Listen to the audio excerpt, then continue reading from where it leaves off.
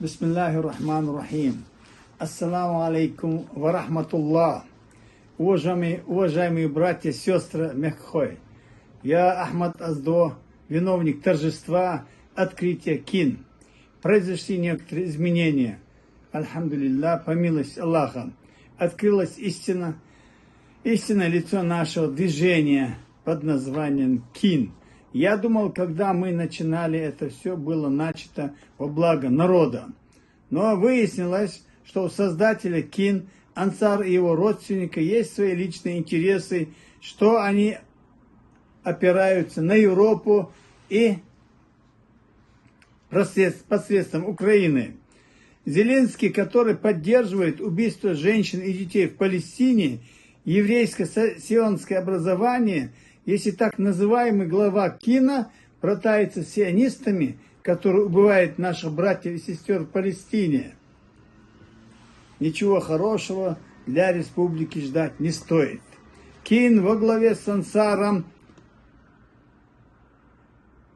не ведут политику в соответствии ислама и ее нормами. Даже после того, как неоднократно предупреждали наши братья, что они нарушают закон шариата, неоднократно предлагали им обсудить эту ситуацию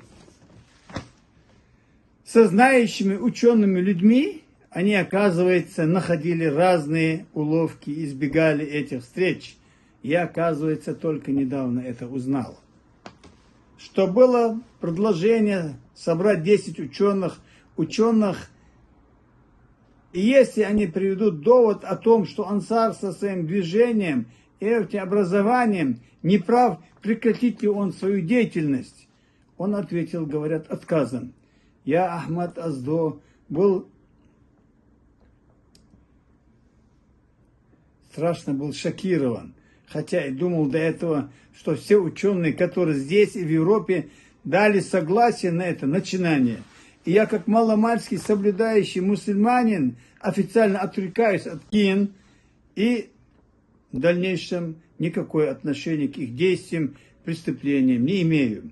И проявляю великое сожаление, что мне пришлось быть первым лицом открытия организации, которая, оказывается, не поддерживает ученые, старейшины и разумные войнахи. Призываем молодежь республики остерегаться, быть обманутыми громкими лозунгами и высказываниями людей, которые используют больные темы народа в своих темных делах.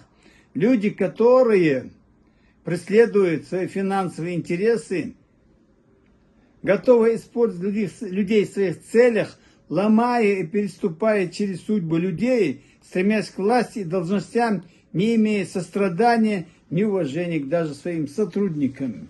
Есть братья, которые могут подтвердить это.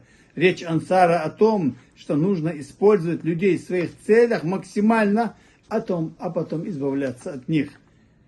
В чем и проявляется истинное лицо этого человека. И какое благо может исходить от этой организации для нашего народа, тем более.